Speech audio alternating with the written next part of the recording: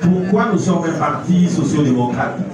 Parce que nous croyons qu'il y a des inégalités sociales et que face à ces inégalités, l'État reste le seul rempart qui peut intervenir pour garantir l'égalité entre les plus faibles et les plus forts, les enfants, les mineurs et la protection des vulnérables comme les femmes et les mineurs.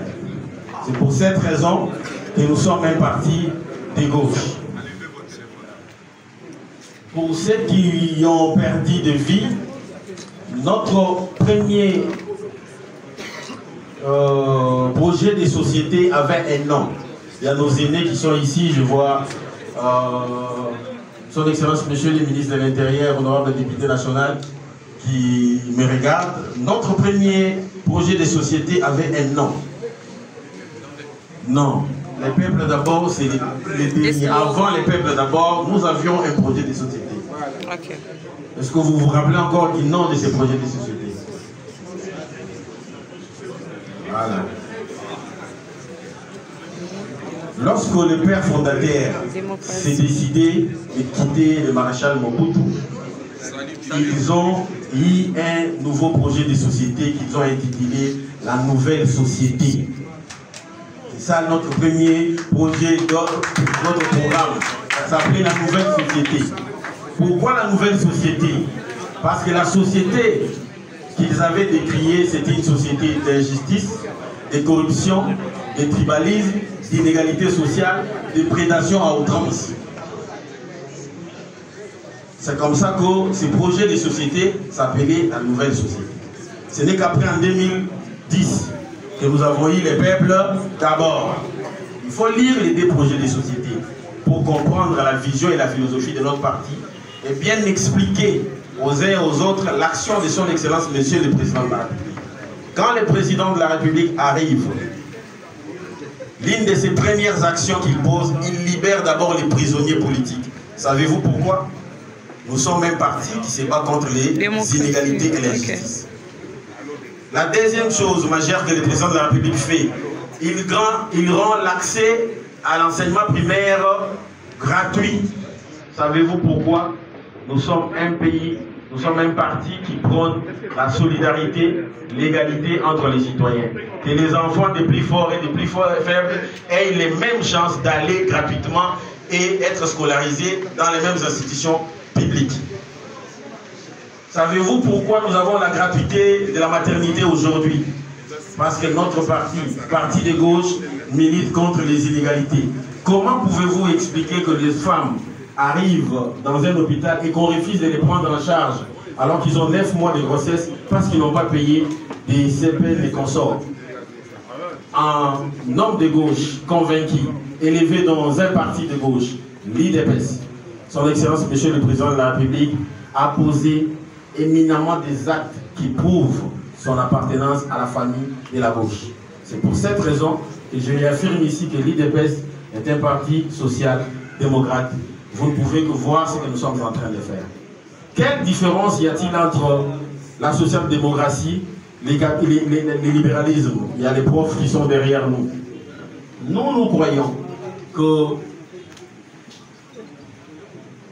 le capitalisme n'est pas une mauvaise chose, mais ce qui est mauvais, c'est la quête absolue du profit effréné sans considération de l'égalité entre les citoyens.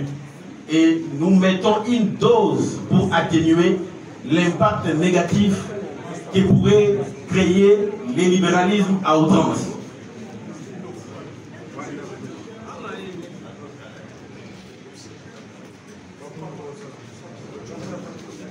Alors, l'on me faisait un message pour aller vite à l'objectif.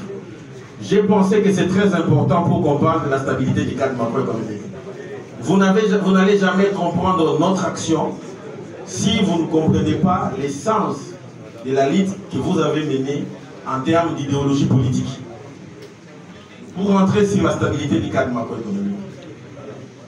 Lorsque nous sommes arrivés, les nouveaux gouvernements de son Excellence, Madame Judith Toulouka Soumouina, sous le leadership de son Excellence, Monsieur le Président de la République, chef de l'État, son Excellence Félix Antoine Tshisekedi Tshilombo, qui nous rendons nos hommages vibrants à cet instant.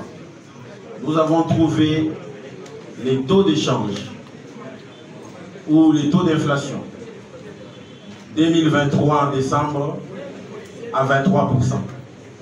En juin, les taux d'inflation étaient autour de 22%, en glissement annuel. Notre monnaie s'était dépréciée au cours du premier semestre de l'année 2024 à 4,2%.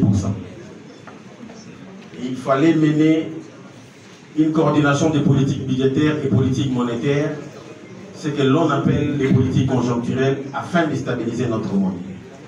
Nous l'avons fait de la plus belle manière. Pendant que nous nous tenons ici devant vous, nous avons constaté une forte décélération du rythme de formation des prix intérieurs. L'inflation a chuté de 23% en décembre 2023 à aujourd'hui 10% en glissement annuel. Ce que nous faisons en termes de politique publique, afin que nos populations soient édifiées et comprennent que nous avons aujourd'hui une économie résiliente, une économie qui a un taux de croissance d'environ 7,9%, avec une inflation qui a été maîtrisée et également un taux d'échange relativement stable depuis le mois de juin 2024. Et en tant que membre du parti au pouvoir, c'est un devoir de revenir à la base pour rendre compte de ce que nous faisons au sein du parti, au sein du gouvernement, et que les premiers défenseurs de l'action du gouvernement soient les membres de notre famille politique. Un mot à la jeunesse congolaise par rapport à cette agression congolaise.